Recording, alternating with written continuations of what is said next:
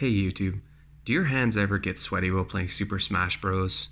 Or maybe Mario Kart Double Dash, or any of your favorite Gamecube games, Wii U games, or Nintendo Switch games via a Gamecube remote? I know mine do. With that said, this is the answer to your problems, to some degree. Let's get into it. This is the Nyko Gamecube Airflo wired controller.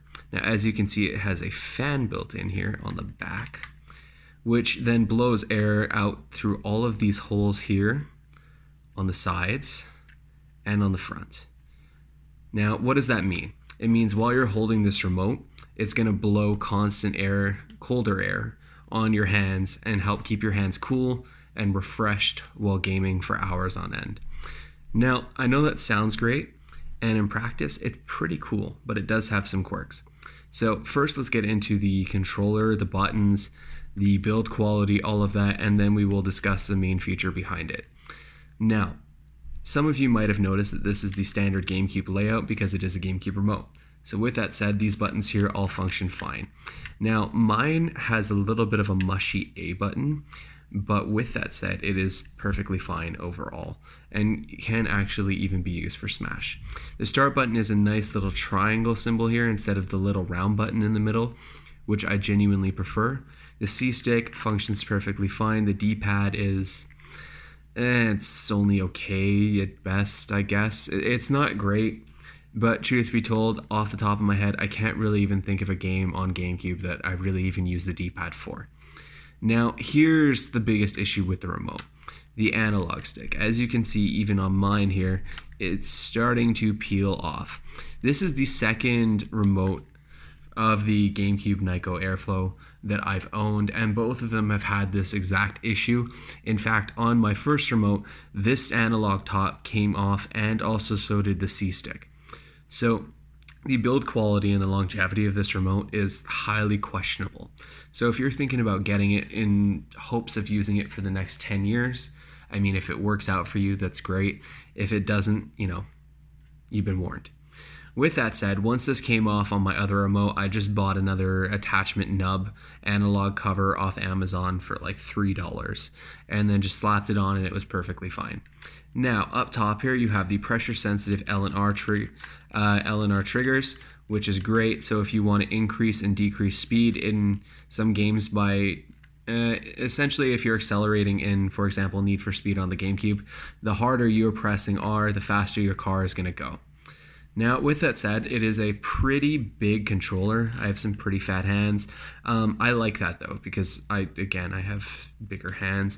I like to have a nice big remote. It fits my hand perfectly. It's very comfortable to hold. With that said, there is also a Z button and an M button. What does that mean? Now, everyone knows that the GameCube included a Z button on the right-hand side above the right trigger. Now, on this remote, the M button is exactly that. It is another Z button and functions just the same, but above the L trigger as well. Now, the main feature of this is when you turn this on, sure you can hear it. It is blowing cold air on my hands, and then it's going to get pretty loud over here. It's about as loud as it gets. If it gets any louder, that just essentially means there's gunk in the fan and you just need to take some compressed air to it. It's a very easy fix, takes all but 2 minutes and maybe $2 to buy a can of compressed air. Now, this is a wired remote, but it has a very generous wire. If I had to say, probably at least 8 feet long. Maybe a little bit less. It could be 6 feet, let's say 6 to 8 feet long.